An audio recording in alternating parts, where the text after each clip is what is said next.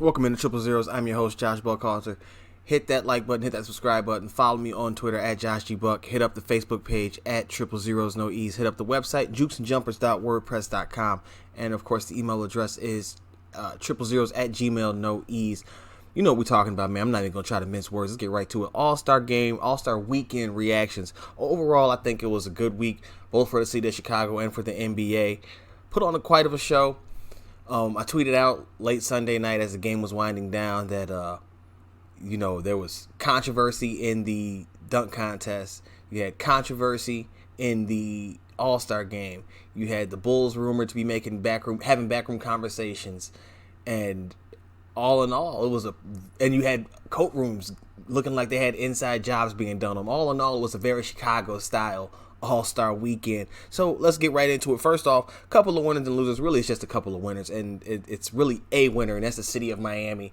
They won 2 out of the 3 competition events, with Bam Adebayo winning the skills competition and Derrick Jones Jr. winning the dunk contest. Now, Adebayo's victory was clean and clear. No controversy there. No hint of wrongdoings or ill-gotten gains of any sort. However, Derrick Jones Jr., Derrick Jones Jr. is going to have to deal with a lot of whispering. Not a lot, because, once the game starts back up, people will stop talking about it. But he ended up being victorious over Aaron Gordon, who many feel got shafted for the second time in his many competitions trying to secure a dunk championship. He famously lost to Zach LaVine in a dunk-off in 2016, and then he lost in this one in what was essentially a dunk-off. Now, he had 5 50s. Aaron Gordon did 5 50s. Still lost. Just saying. Listen. Now, what makes it so shady is that Dwayne Wade, obviously of Miami Heat lore, was one of the judges on the panel. Now, Wade, post festivities, made sure to point out that he was not the only one to vote or to give Aaron Gordon a 9 on his final dunk that ultimately he ended up with a 46 to Jones's 47 in the final round. So it was just bad. It was a bad look. Aaron Gordon dunked over 7'5" Taco Fall. Derrick Jones Jr. did like the same dunk 3 times in a row. Aaron Gordon was wowing you, doing very easily detectable differences. Now, maybe they were appreciating the subtle differences in Derrick Jones Jr. He did the one. He took off near the free throw line. It was a step inside, but he took off from great distance. And I think that might have swayed some of the judges, the nostalgia of the simplicity of the dunk that he did. There was a lot of talk about comparing the 2016 to the 88 dunk contest with Michael Jordan and Dominique Wilkins. And honestly, I think if you're looking at it trying to figure out which one of those two is better, I think you're looking at it all wrong. The fact of the matter is that 88 dunk contest is what got everybody wanting to participate going forward. So you could say it's better now. The guys are better athletes now. It's because you had athletes getting together with athletes to make better athletes. That's just genetics. I don't know. We're not really debating that. But I think that debate is often used to diminish what the other guys used to do. And one of the things that I heard pointed out during the broadcast was that what made Michael's dunk so special, the free throw line dunk so special, was that he did it and he jumped sideways. So that's just one of the things that I think kind of gets the subtleties. I think that kind of get washed away because people are so focused on how athletic guys are now, which is true. They're very athletic now, and by and large, I would say it's more athletic overall now. I just don't know if that is necessarily a fair argument because it's relative. Everything is relative. So you got to put that out there. But shout out to Miami and Bam Adebayo and Derrick Jones Jr. Of course, that means obviously the losers are Aaron Gordon, but also Domantas Sabonis of the Indiana Pacers, who was the competition for Bam Adebayo in the finals in the skills competition. That one, again, that was clean and clear, so came down to it. Buddy Hield won a 3-point contest. But I want to go back to this Aaron Gordon thing. Now, I wrote a piece for Pimpin' Ain't Easy not that long ago, and I suggested that the Bulls should get him. And that was met with a little bit of pushback. Maybe it was fatigue from everybody being tired of just getting suggested that the Bulls make trades for anything like that. And I'll get to the Bulls more in depth a little bit later. But the thing that I think was noticeable about this is that, first of all, the Bulls didn't have really anybody in any competition other than the 3-point contest with Zach LaVine, and he didn't last beyond the first round.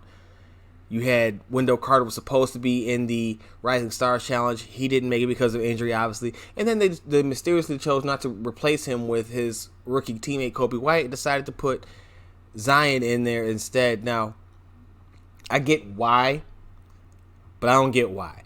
Chicago is the host city, and it seemed like they were going out of their way to kind of keep the Bulls players from getting on the floor. Maybe it was a way to send a message to Jerry Reinsdorf. Maybe that'd be my conspiracy theory that I push going forward, that the Bulls were intentionally kept out of most of the festivities in an attempt to light a fire under the ownership and management group, which may have happened. We'll get to that in a moment, though. But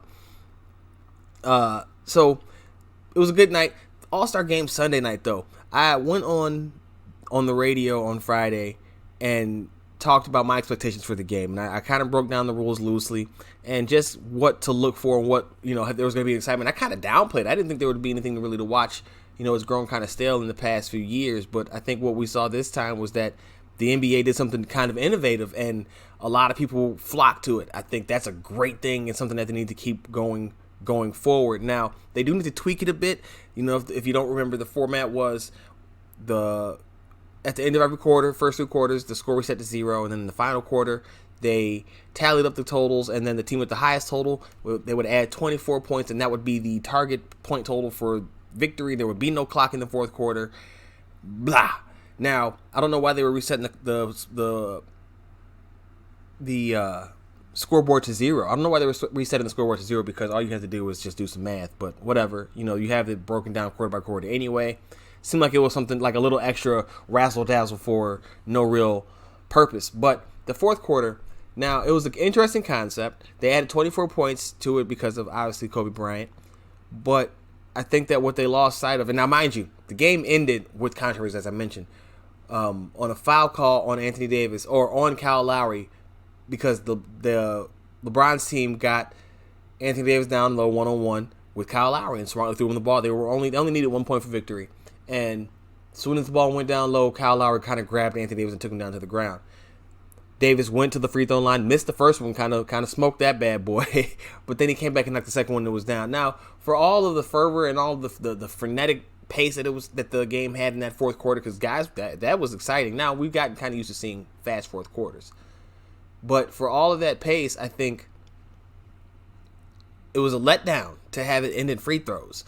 I don't know how you legislate that out, though, because you can't ignore foul calls. Do you just give the team the ball side out and next score wins? Or do you see, I would have rather they had go ahead and shoot the free throws, but you can't win that way. Next bucket wins, right? That has to be Chicago rules. It's in Chicago. That should have been the case from the jump anyway. But it just seemed like very anticlimactic for the game to have been built up that way, that well, for it to go that well, just to end up ultimately falling so short. So that was disappointing. But out of that came Kawhi Leonard winning the MVP award, and he joined Michael Jordan as the second player in NBA history to win a Finals MVP, Defensive Player of the Year, and an All-Star Game MVP award in his career. Kawhi is having one hell of a last year plus or so. Not even a year really, but he's having a hell of a run right now.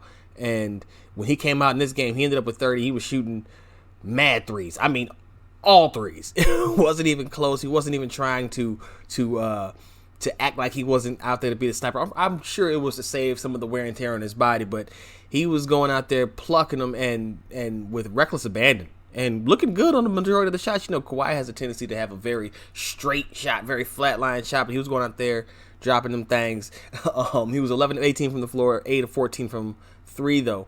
LeBron had 23 points. He was 2 of 10 from 3. LeBron was just out there trying. Everybody was out there trying to preserve their bodies. That's what I saw from those two, basically. Anthony Davis had 20 points and 9 boards. Of course, I told you about the game-winning free throws. Oh, Kawhi also had 7 boards and 4 assists, and LeBron had 5 boards, 6 assists. He also had 6 turns. LeBron did not have a great All-Star game.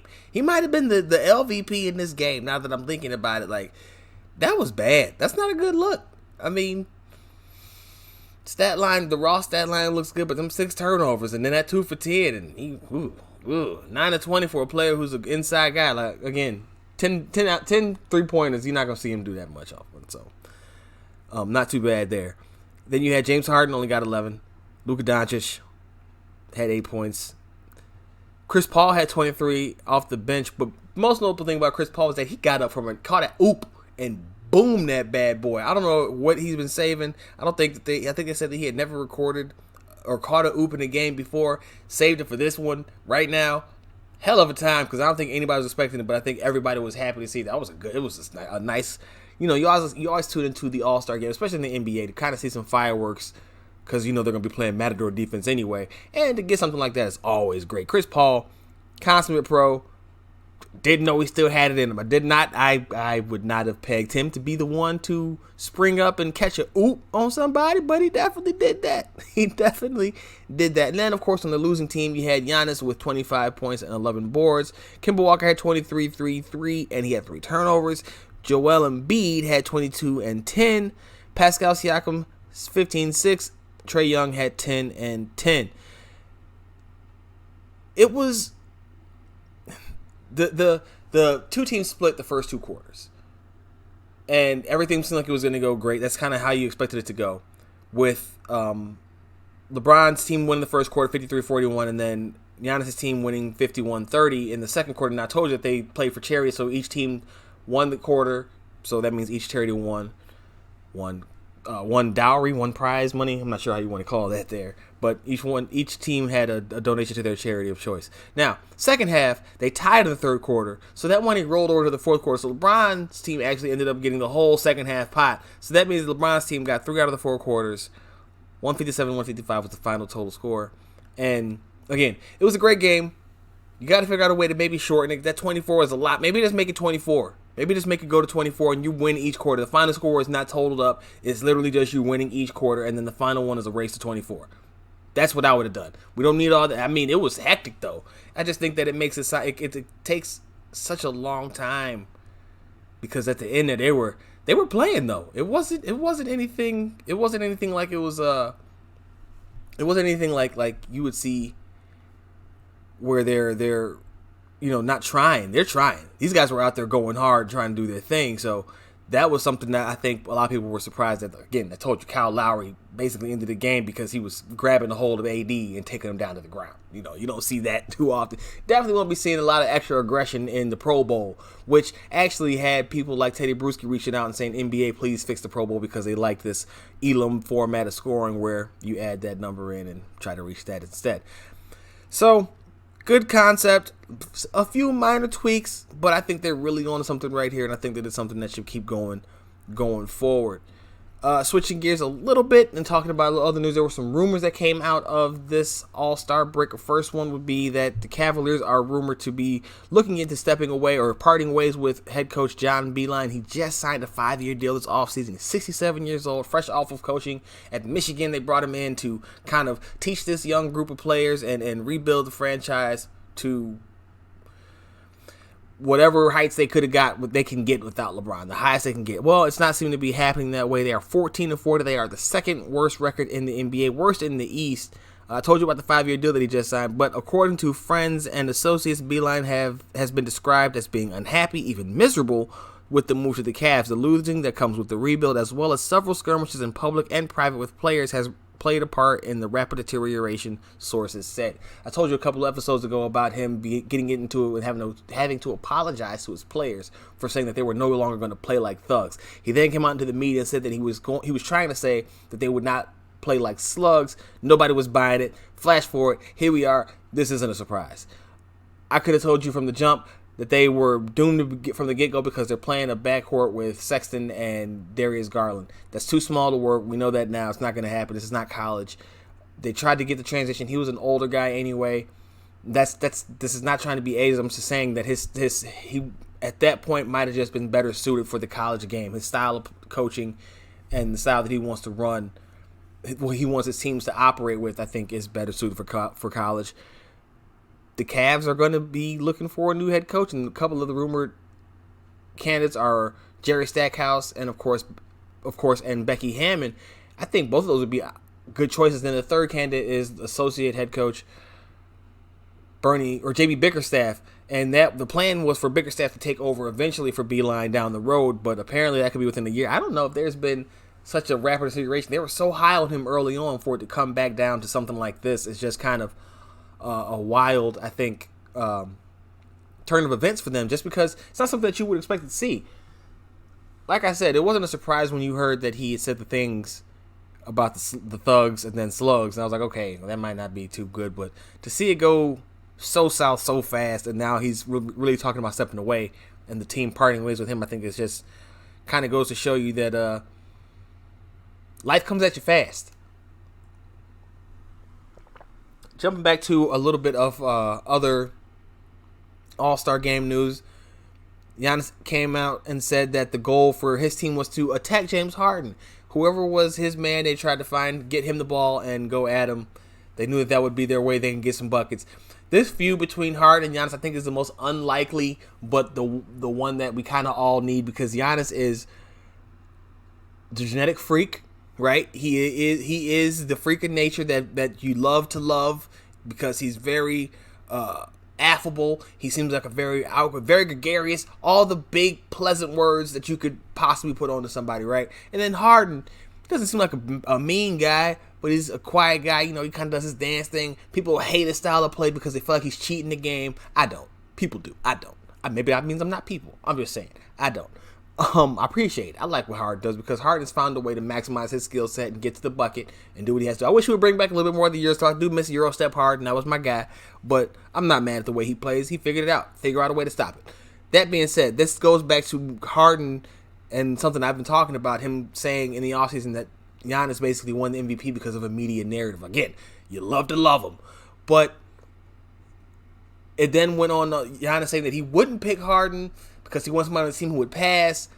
And then it looked like at some point Giannis might have threw an elbow. I'm not even going to say might. He definitely threw an elbow. I'm trying to figure out, you got to get a longer clip to see if it's intentional or if it was just kind of a passing, going for the rebound, and he just kind of was flailing that way. But he definitely caught him with a bow to the face. And I'm not sure how hard it was, though, because Harden didn't really buckle or anything like that. He just kind of ran back down the court, too. But man, it didn't look good. Let me just put it that way. That was not a pleasant-looking elbow. So I'm going to say.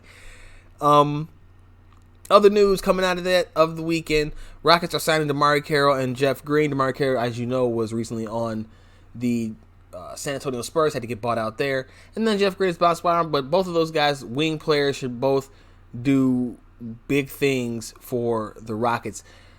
Speaking of the Rockets, talked about last episode, the fallout continuing from the Daryl Morey tweet about China.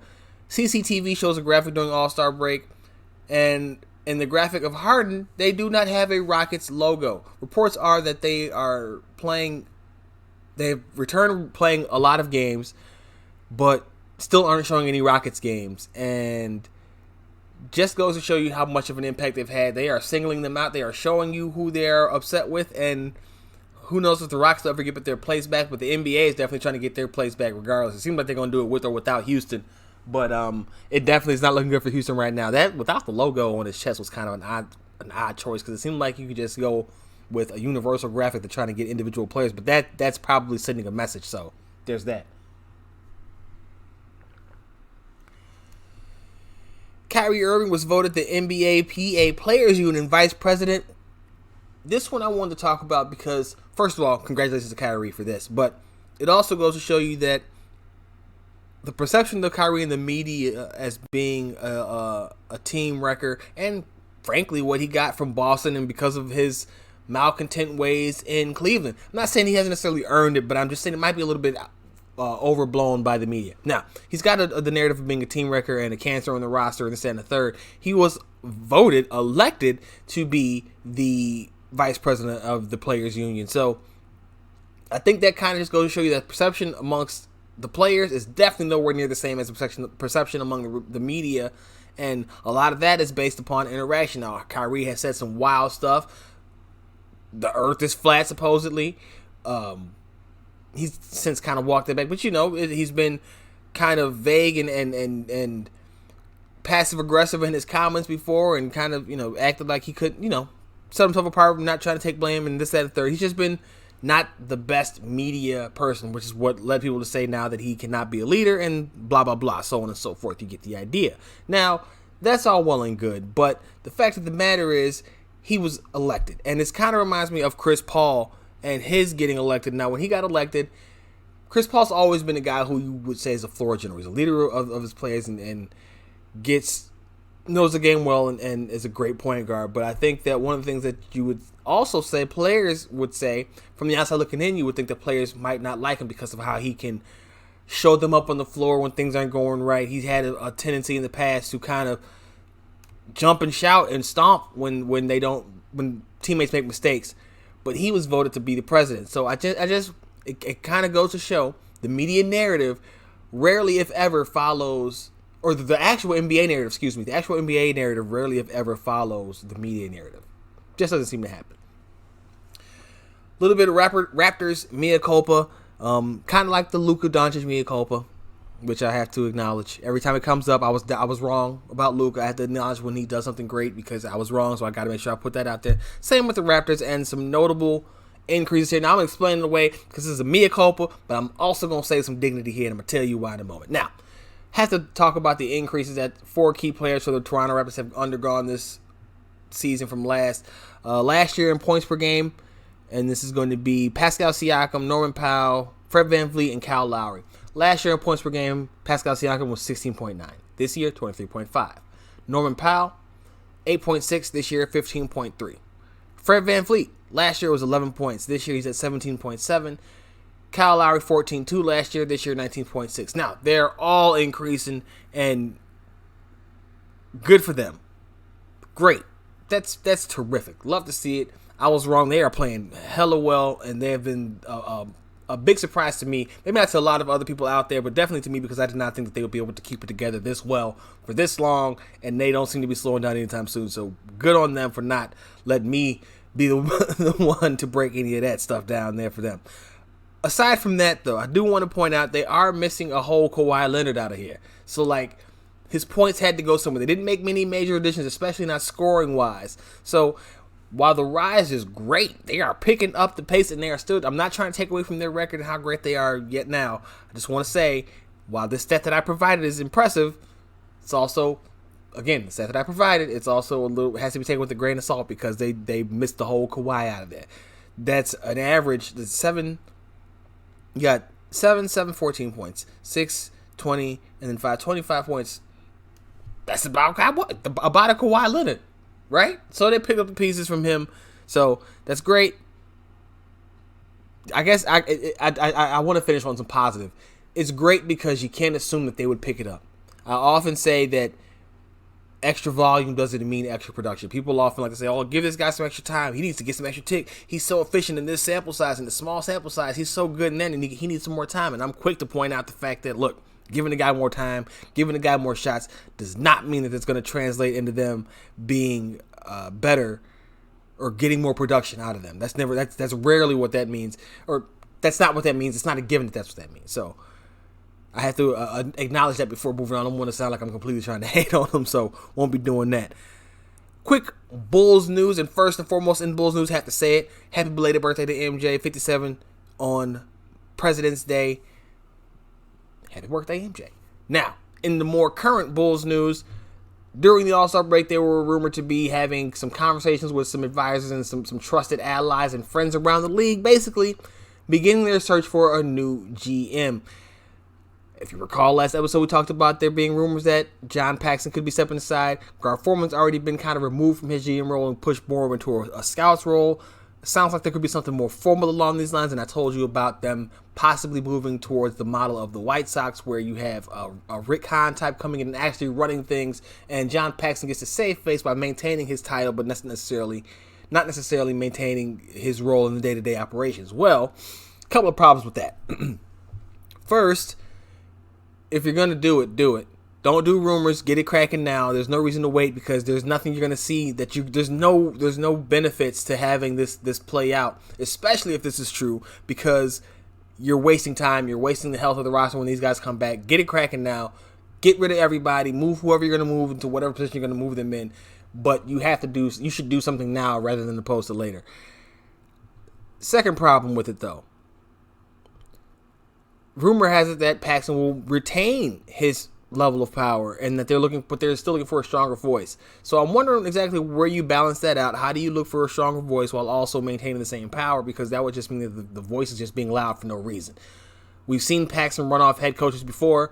We've seen him get into physical altercations with head coaches before. I can only imagine what would happen with a strong voice general manager who feels like he should be having these kind of responsibilities only to be overrode by John Paxson, who won't get out of the way. Now, that, again, this is all speculation still, so who knows how it all finally shakes out, but there's definitely some news to be waited on, to be watched out for on the horizon with the Chicago Bulls, because they were not just sitting around. And again, made them look kind of bad to have all these festivities going on. Their only participant in everything was Zach LaVine in the 3-point contest, who was out early. I saw it floating around on Twitter that Common did a better job selling the city in about 5 minutes than they've done in the past 17 years. And I mean, dang. You had the story of KG coming out that he was never coming here. You know, there was the rumors about it. He was possibly going to be traded to Chicago, and he said it was never really a thing because he never talked to him. But from the outside looking in, seeing how Reinsdorf did Mike, there was no way he was coming here, and he knows that a lot of guys feel the same way. They keep that in the back of their head. Now, who knows? He's been out for a few years now, and who knows if it's shared sentiment across the league, but it's not a good look. Definitely not a good look for him to say it out loud. We've had the Garpax chants being chanted on national television. You've seen the picture floating around Twitter of the stadium emptying, but they still are one of the most valuable franchises. They're just in basketball hell, and it's not seem like it's gonna get any better. They haven't tanked enough. They came in this season talking about playoff aspirations. They probably held on to that notion a little bit too long, and now they're still in the same place they were the past couple of years. Tankathon has them sitting right now at the 8th pick. That's one spot up from last couple of years where they had the last 3 years where they had 7th overall. So I guess you would say they're actually getting worse. That's not. I mean, that's improving, but not really, because they're not really getting out of that range. So they are slated right now to get Cole Anthony. This is again per Tankathon. He's averaging 20 points and 20.6 boards and 3 assists per game. I do wonder now, first of all, let me point out that they are taking a point guard here. That would mean that you have Zach LaVine, or you have Kobe White, who was taken as a point guard, and you have incoming Cole Anthony. That, to me, signals that you'd probably be looking to move with Zach LaVine. I don't think you're playing 3 guards. I don't think you're playing Zach full-time at the 3. They would like to have a regular wing, an actual wing player, I would believe. Now, maybe not. Maybe they want to do the whole 3-guard thing completely, but I just don't feel like, and I don't feel like that's best for Zach either. So, but that just means that they don't view, a lot of the view around NBA circles is that Kobe White is not ultimately going to wind up as a point guard for this team, probably in the NBA. But if we're going to go point guard, if the Bulls are going to go point guard, I do wonder if maybe they should go with Nico Mannion instead. Mannion plays the same position. They're both 6'3", so the same size. But Mannion's played a few more games. Cole Anthony just was out with injury. He missed from December 8th to the beginning of February, somewhere along those lines. I think that's actually December 8th from December 8th to the beginning of February. And the North Carolina Tar Heels went 4-7 without him. So they weren't great. It was bad. They need him. He's a very impactful player. But Nico Mannion seems to fit. He might fit better to what this team needs. This team needs a playmaker and somebody that can play some defense on some of these guards around here, because we know Zach and Kobe really aren't there. Now, Zach has improved slightly, but he's still not a defender. He's still not a good defender. Nico has scored 15 points per game, but he averaged 6 assists, and he was a better defender. He actually outranked Cole in quite a few statistics, and I'm not sure if either one of them has star potential, but if in that case, if we're not talking star potential for either one, then we got to talk about fit. If it's not star potential, then it's definitely got to be fit. And while I like Cole Anthony, he just seems like another scoring guard at this point. And I don't think that's what the Bulls need. They need to find a playmaker. That's the problem. They need a point guard. Can Nico Mannion be that point guard? I have to watch him some more. Definitely come tournament time, we'll get to see what he's really made of. But it just seems like on paper right now that he might be the better fit for the Bulls and what they're trying to do. Going to take a quick break. When I come back, I'm going to switch gears and talk about the NFL and some of the early offseason rumors. You know, it's a slow period right now for the NFL, man, but it's not. Doesn't mean it's over. It doesn't mean there's not anything to talk about. So we're going to talk about it real quick. Be back in a moment. Triple Zeros.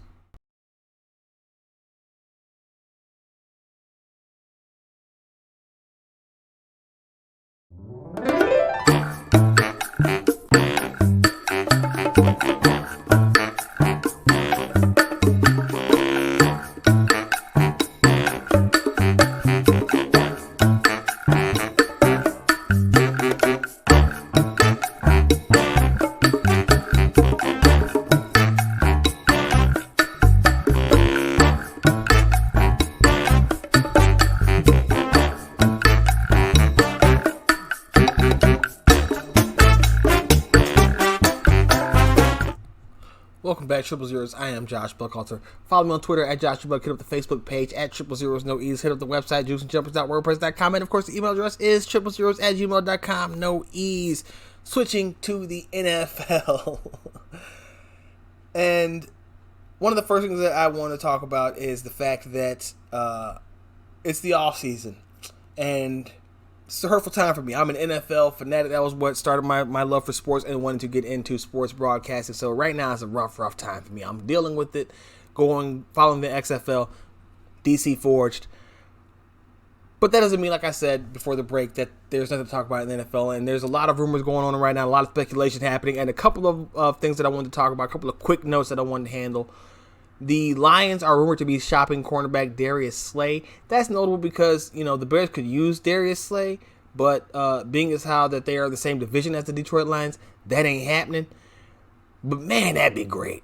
He'd be a terrific corner, perfect opposite of Kyle Fuller. But again, not happening with the Lions being a division rival. Just something to keep an eye on, and the price tag that he fetches, because that team, Detroit, man, they were supposed to be a surprise team this year, and actually have gotten some bets as to being the most improved team next year.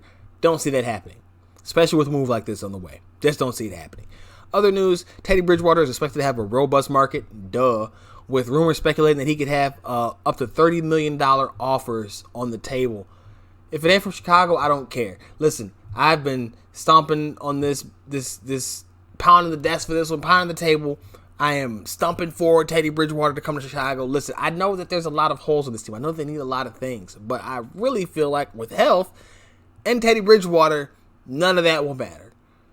The offensive line wasn't great they were bad last year. They weren't great in 2018. But that means that they're probably not as bad as they were last year. And there might even be a chance that they could be a little bit better than they were in 2018 with some better quarterback play, some more consistency back there. Not so much razzle-dazzle trying to manufacture offense because it's not there with your quarterback. If you could get him, listen, on the article that I wrote for Last Word on Pro Football, I said that the offseason needs to either be Teddy Bridgewater or you focused on getting Austin Hooper and Andrews Pete from the New Orleans Saints. Now, there's a couple other guys you can go, a couple other ways you can go with this. You can get some cheap route with tight end.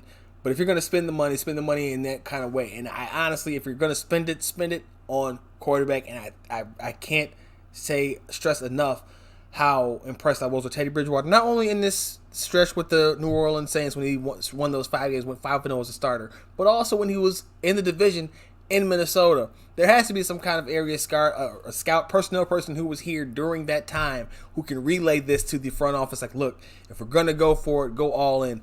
You've had suggestions, such as even by Peter King now, about Jameis Winston coming as the other guy. You've had Marcus Mariota thrown out there. You had Andy Dalton, trade for Nick Foles, trade for Cam Newton, Tom Brady, go get Phillip Rivers, and no one is saying that they need to go and get Teddy Bridgewater. If you're a team like the Bears who is a quarterback away, you're going to lose some pieces anyway. I'm not sure you're replacing that with anything of value in free agency that's equal to what you can get from competent quarterback play. If you keep everything else around him in place, you could stand to lose a linebacker. I doubt you could lose two. I'm just going to be honest about that. But talk about that in a moment too. You kind of have to go and be all in on this, because to me, it's missing out on an opportunity to completely course correct what you sent off course a few years ago. You had a chance to get it right and you didn't. Don't do it again because you want to be hesitant. Now, again, all this is contingent upon him actually being allowed to make this kind of decision. There's a good chance that he, going into a lame duck season, I'm saying lame duck, but if they don't do anything again, he's probably gone. Okay, let's be real. He's probably not going to make it through another season of bad football. But if he's allowed to make these moves still, you got to go all in. And honestly, if no one's told me not to, whether they think I'm going to be gone or not, if they haven't explicitly said don't go, I might mortgage the future a little bit longer and go get him. People are going to say that's crazy because Teddy hasn't won anything. Look, Teddy showed that he can jump into a system and operate at a high level. You put him with a really good defense and look out, especially in the division that he knows well. and is familiar with. I just don't see the downside to it. I would love to hear if you have a downside, please let me know. Again, follow me on Twitter at JoshEbuck. Hit up the Facebook page at 000 no ease. Hit up the website juiceandjumpers.wordpress.com or email me at 000@gmail.com. 000 no ease @gmail.com. If you feel like there's a downside to the Bears signing trade, Teddy Bridgewater. That's my only move. I don't care about nothing else. At this point on, I am no longer worried about them signing anybody else in free agency. I don't care about any other offseason moves. They have to sign Teddy Bridgewater. Anything else to me will be nothing short of a failure. And of course, I reserve the right to change my mind as soon as they trade for somebody else that I like. Just gonna put that out there and make sure that that's completely clear. Now, in other roster news for the Bears, they are going to be without one of their middle linebackers from the past 2 years. Now, it won't be Roquan Smith, obviously. He clearly won't be going anywhere. But both Danny Trevathan and Nick Kwiatkowski are both up for new contracts. And frankly, both of them earned long-term deals. If it were up to me, the deal for the Bears would be to go and sign Kwiatkowski. He's younger. I think he's a better natural fit as the downhill thumper to Roquan Smith's sideline-to-sideline range type player. And Danny Trevathan's injury history is such that I think it's about that time. Now, there's going to be some suitors for Kwiatkowski. One that's been mentioned that really makes a lot of sense is Vic Fangio up in Denver, his former head coach or his former defensive coordinator. That makes a ton of sense, all sense in the world. If I'm the Bears, I'm making the offer first. I'm not even going to let you get out there without trying to give you some money beforehand. The thing that I think works in the Bears' favor is that he is a middle linebacker who is kind of limited in terms of what he's going to do. He's not really going to be covering too many people, and if he does, it's not going to look great. So that's going to keep his price down a little bit to where it's manageable. So no matter what, even if he has suitors, it won't be the kind of won't be the type of bidding frenzy that you would get with somebody with a more diverse skill set. That doesn't mean he won't get paid, but it won't be as big of a risk or as big of a rush to come get him as it would be for other guys. So keep an eye on that. And then another rumor that was broken was that the Bears met with rookie safety from Division II school for the draft ahead of the combine. Listen, I'll say this, just like I said before. I really just brought this up so I could bring it up again. There's no move that matters if they don't go get Teddy Bridgewater. You can get Tom Brady, you can get Phillip Rivers, and those will be cool. You can get Marcus Mariota, you can get Andy Dalton, you can trade for Alex Smith for some reason, and you'll be trash. But unless you go get Teddy Bridgewater, it doesn't make sense. The Brady and the Rivers is a 1-year all-in type of deal. Maybe that's what they want because they're going to blow it up anyway. Maybe if they want to go all in for a championship before they piece it all out, I think I'd be okay with that, to be honest with you, because yeah, it's about that time. But if you want to build a sustained winner, I think you go back with Teddy Bridgewater under center, and then from next year on, you have your first round picks, and you just pick wherever you are and pick well. And then they're second round picks anyway. They're late picks anyway. You don't have to worry about finding hidden gems because that's all you can find. I mean, it's a really simple process, but it has to be Teddy Bridgewater. It's Teddy B or bust. I don't know how many ways I can say it. I'm going to try to find some other languages so I can say it for the next episode later on this week.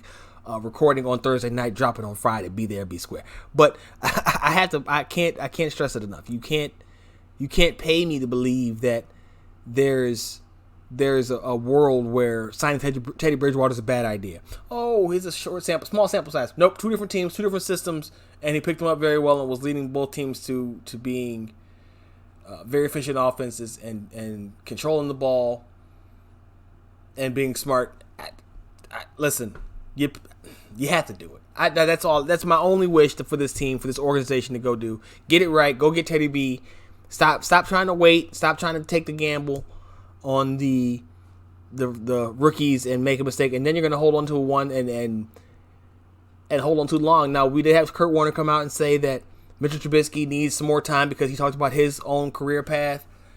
My problem with that, much like the Alex Smith comparison, is that they didn't do it for the teams that they were originally with or with the organization that they came out thinking that they were going to go. This happened elsewhere, down the road. Like Kurt Warner won with the Rams, but you almost want to call it a flash in the pan. That's not, because he's a Hall of Famer. What that Greatest Show on Turf did was historic. But he also had success with the Cardinals. He didn't have success with the Giants. Like it's really hit or miss. So while I get it, I also can't say that I agree, because that doesn't mean he's going to do it with the Bears. And that's the biggest problem. If he's not going to do it with the Bears, then it doesn't matter. And I don't think that Pace and them could wait. Again, all this just brings me back to go get Teddy Bridgewater. Quit playing around. Go get Teddy Bridgewater. I think that might be my next piece for the last word on pro football is an open letter to Ryan Pace about going to sign Teddy Bridgewater. All the reasons why. And an open letter to fans who want to argue with me and tell me why it shouldn't be a good idea. But I don't think there'll be enough good reasons for me to even read them. But if I do get some good ones, I'll make sure I'll bring them back here to talk about it, because this is ridiculous. I've worked myself up into a frenzy. I'm upset. I'm heated. They need to go ahead and get Teddy B and quit playing. Nah. Another quarterback news. Chargers running back, maybe moving elsewhere himself, but former, at least right now, Chargers free agent running back, we'll call him, Melvin Gordon, says that he expects Phillip Rivers to sign with the Indianapolis Colts. Here's the thing about that. Phillip Rivers just moved to Florida.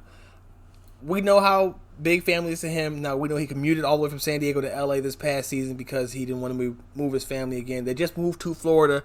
I don't see him making the commute from Florida to Indiana. Just don't see it. I know Indianapolis is down way south. Don't see him making that trip. Now, he could, obviously, he could live Florida off season, and he goes to Indiana during the NFL season. But I think it makes a lot more sense for him to go to, I don't know, the Tampa Bay Buccaneers, who are looking for a quarterback kind of like him, a gunslinger. Now, he's kind of an older, saltier Jameis Winston, so I'm not sure how Bruce Arians is going to take that. But at least Phillip Rivers has made the playoffs, so there's that. I just don't see him going to Indy. It makes a lot more sense for him to go to Tampa, and that's where I say he's going, so that's why I need to go there.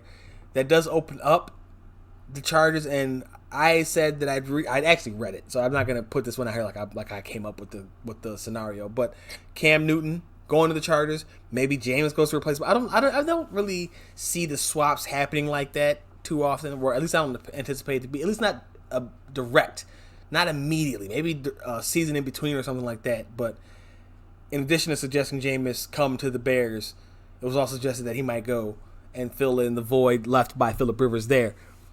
One thing I do know is I need to see Phillip Rivers. I need to see Phillip Rivers go to Tampa. I need to see Brady go to the Raiders. And I need to see Teddy Bridgewater cut in the center for the Chicago Bears. So that's where I'm going to leave it on this one for this episode. Follow me on Twitter at JoshyBuck. Hit up the Facebook page. 000 no E's. Hit up the website, juicingjumpers.wordpress.com. And, of course, hit up the email address if you need to get at me. 000 no E's at gmail.com. Until the very next time, you know what it is. Horse.